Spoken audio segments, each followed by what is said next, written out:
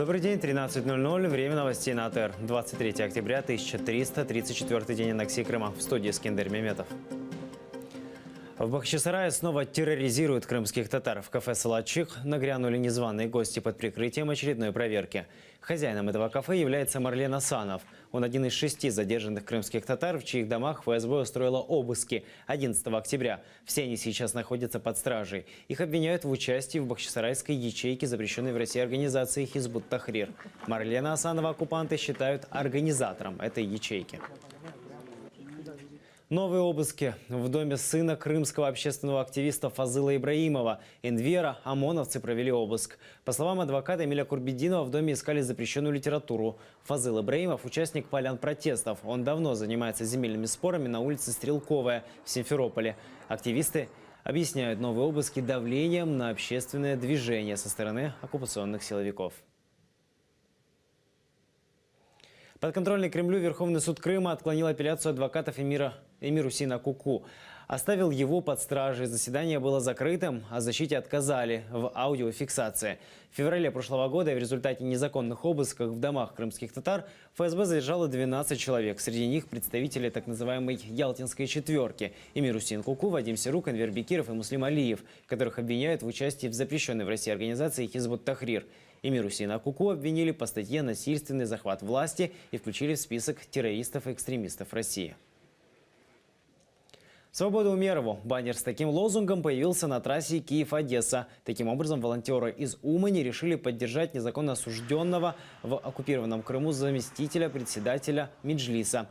В прошлую пятницу с гипертоническим кризом Эльми Умеров попал в Бахчисарайскую больницу. В сентябре Эльми Умерова Симферопольский суд приговорил по сфабрикованному обвинению в сепаратизме к 2 годам колонии поселения.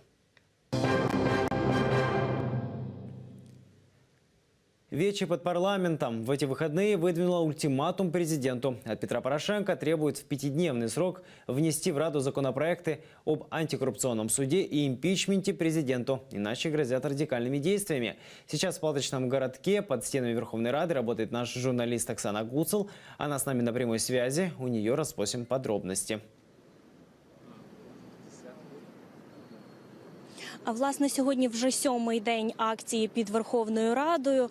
Тут стоїть приблизно 50 наметів. Людей не так багато, близько 200. Більшість з них гріється в наметах, оскільки на вулиці досить прохолодно. Будівля Верховної Ради оточена силовиками, не дивлячись на те, що сьогодні пленарних засідань немає. Їх не буде ще 2 тижні. Власне, цими вихідними мітингувальники до умови, про яку говорили ще минулого тижня, створення антикорупційного суду, додали ще одну умову. Це нібито такий ультиматум до Петра Олексійовича Порошенка, президента України, аби він подав до парламенту закон про імпічмент. Ми поговорили з одним з учасників, які саме висували цей ультиматум на вихідних. Прошу послухати, чому саме так. В нас немає особистих якихось таких неправильних дій стосовно нашого президента. Ми не маємо намірів поганих і не хочемо його на даний момент скидати. Ми хочемо тільки того, щоб Україна по-справжньому була демократичною державою. Власне, термін дії ультиматуму спливає в п'ятницю. Учасники мітингу говорять, що вони, в принципі, готові до радикальніших дій, але до яких саме поки що не розголошують. Біля мене знаходиться один з учасників мітингу. Скажіть, будь ласка, скільки ще буде тривати мітинг, скільки ви ще згодні залишатись тут? Добрий день. По-перше, ми тут згідні залишатися до перемоги, до виконання всіх наших вимог, тим більше, що всі наші вимоги – це не якісь там вимоги ефемерні, а це все те, що оці люди, так звані, я б їх не назвав нелюди, на посадах президента, прем'єра, депутатів обіцяли 3 роки назад. Вони це все обіцяли, клянучись на крові наших побратимів, які загинули з Героїв Небесної Сотні. Вони це обіцяли все на крові наших побратимів, які загинули в АТО. Тому ми будемо до кінця стояти і будемо вимагати, щоб вони свої обіцянки виконали. Це обіцянки, які були дані на крові наших побратимів. Дякую. Біля мене був один з учасників акції, бойовик з позивним Акім. Ми залишаємось тут, і про те, що буде на акції, коли вона закінчиться, розповімо пізніше. Спасибо. Это была Оксана Гуцел из палаточного городка под парламентом. Драка под стенами Верховной Рады с участием народного депутата. Возле палаточного городка Егор Соболев бросился с кулаками на человека, которого он назвал провокатором, и разбил ему нос. Неизвестный мужчина пытался установить в лагере новую палатку. Он же якобы ударил полицейского по голове. Позже у полисмена диагностировали черепно-мозговую травму. Депутат от самопомощи заявил, что мужчина еще с ночи крутился возле палаточного городка и провоцировал ситуацию. В конце концов, неизвестного мужчину из-под стен парламента силой забрали правоохранители.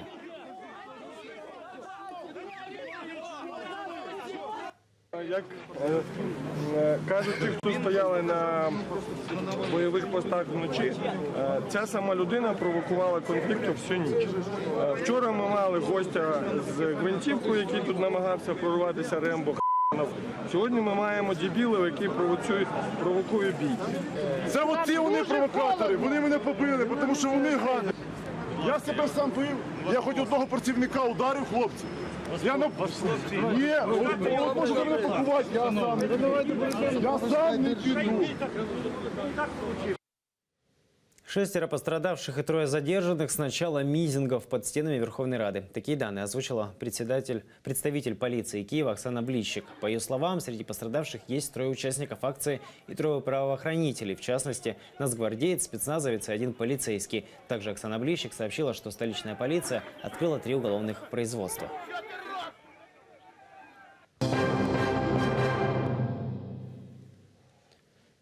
Двое украинских бойцов ранены в зоне АТО. В течение суток на Донецком направлении боевики несколько раз обстреливали из гранатометов и пулеметов позиции наших защитников у Авдеевки и Шахты-Бутовка, а с БМП били по окраинам Каменки. Вражеский огонь не утихал по всей линии фронта. На Приморському напрямку бойовики застосовували великокаліберні кулемети неподалік Широкіного та Старогнатівки, а гранатомет поблизу Водяного. На Луганському напрямку увечері майже 1,5 години проросійські найманці обстрілювали з 82-мм мінометів, автоматичних та протитанкових гранатометів наших захисників у районі Кримського. Такого не было с 1991 года. Соединенные Штаты Америки планируют в ближайшее время вывести на круглосуточное боевое дежурство стратегические бомбардировщики Б-52. К тому же легендарные ракетоносцы будут летать с ядерным вооружением. В Пентагоне отмечают, возвращение в строй летающей крепости, символа холодной войны, не связано с какими-то конкретными событиями в мире. Это лишь шаг к уверенности в том, что США готовы к любым вызовам. Но начальник штаба ВВС США Дэвис Голдфейн все же намекнул на причину. Биполярного мира и противостояния Америки и Советского Союза больше нет. Но есть другие игроки с ядерными вооружениями.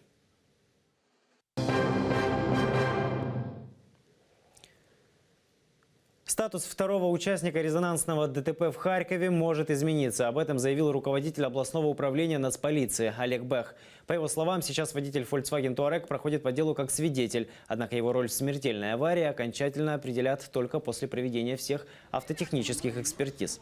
На прошлой неделе в Харькове внедорожник Lexus на перекрестке столкнулся с Volkswagen Touareg и сбил 11 человек на тротуаре. 5 погибли на месте, 4 пешеходов в больнице с серьезными травмами. 3 из них в медикаментозной коме. Водитель «Лексуса», 20-летнюю Алену Зайцеву, суд постановил взять под стражу на 2 месяца без права внесения залога.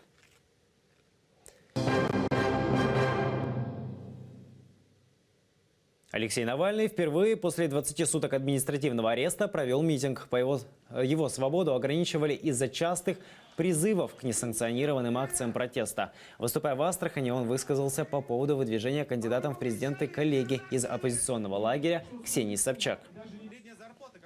Все имеют право идти на выборы. Вопросов вообще нет. Каждый кандидат имеет полное право идти на выборы. Кто-то мне больше нравится, кто-то мне меньше нравится. Зюганов, Явлинский, Собчак, Навальный, кто угодно. Все имеют право идти на выборы. В России завершено следствие по делу украинского журналиста Романа Сущенко. Об этом заявил его адвокат Марк Фейгин. По его словам, он и его подзащитные уже начали знакомиться с 10 томами материалов дела. Фейгин добавил, что после ознакомления они определятся с тактикой защиты. Хотя в главном позиция Сущенко неизменна. Он не признает своей вины и отказывается свидетельствовать против себя. 30 ноября истекает срок его пресечения. По мнению Фейгина, его клиент в дальнейшем также останется под стражей. Вероятно, что суд продлит арест еще на 2 месяца. Романа Сущенко незаконно задержала ФСБ в Москве осенью прошлого года. Журналиста обвинили в шпионаже и назвали его работником Главного управления разведки Министерства обороны Украины.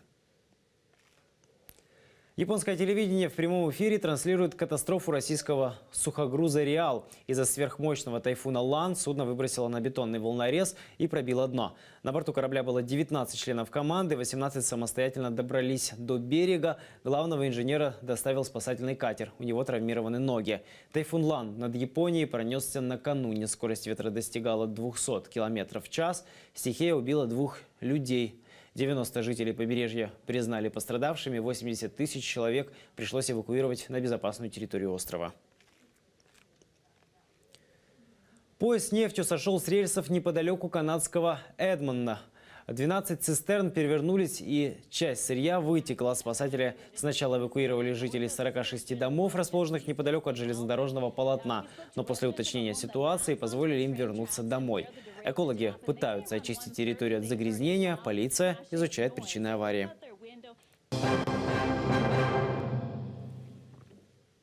Взрослое крымское детство. В Крымском доме в Киеве открылась фотовыставка. Ее автор Антон Наумлюк, журналист, работающий в оккупированном Крыму. На его фото – дети крымских политзаключенных, которые вынуждены взрослеть без своих родителей. Фотографии видели и мои коллеги. 16 фотографий и все черно-белые. Автор фотографии Антон Наумлюк говорит, это не случайно. Дети с этих фотографий страдают от того, что их родители стали политическими узниками. Неминуемо, когда ты работаешь в Крыму, ты сталкиваешься с горем не только у самих заключенных, не только с их проблемами, но и с проблемами семей, детей, которые остались без родителей. Поэтому материал я собирал на протяжении всей работы в Крыму, то есть это уже почти 2 года. И, к сожалению, работа не прекращается. Вот сейчас я еще не виделся с 6 семьями арестованных, 8 даже уже семьями арестованных, которые арестовали совсем недавно. Всем точно так же предстоит ехать, тоже записывать, тоже их снимать, тоже о них писать, потому что это новые политзаключенные, и, к сожалению, их поток не останавливается. Главный редактор радио «Майдан» Эльзара Баталова уверена, такие выставки важны. Ведь украинцы должны знать и не забывать о том, что сейчас происходит в Крыму. Эти детки, эти глазки детей переносят всю боль нашего народа. Эти искренние глазки, чистые, совершенно несправедливо по отношению к этим детям. Мы должны помогать, и мир должен обратить внимание на эту боль и трагедию нашего народа, крымско-татарского народа. А эту инсталляцию подготовила волонтер Александра Сурган. Животные держат лозунги. И каждый из них – это крик души крымских детей, которые вынуждены жить без своих отцов по вине оккупационной власти. Выставка в Крымском доме будет открыта до 1 ноября. Виктория Облязова, Ислам Пинка, Заман, АТР. Украинская шахматистка обошла россиянку и стала чемпионкой Европы. Анна Музычук не проиграла ни в одной из 11 партий в чемпионате по быстрым шахматам.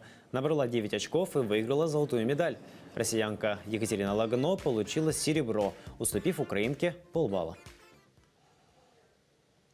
Это все новости к этому часу. Чтобы знать больше, смотрите следующий выпуск «Заман» на крымско-татарском языке с Мавилей Мухтаровой в 2 часа дня. Подписывайтесь на наш телеканал на сайте АТР и получите доступ к архиву первого крымско-татарского. Будьте с нами. Ваша поддержка важна для нас.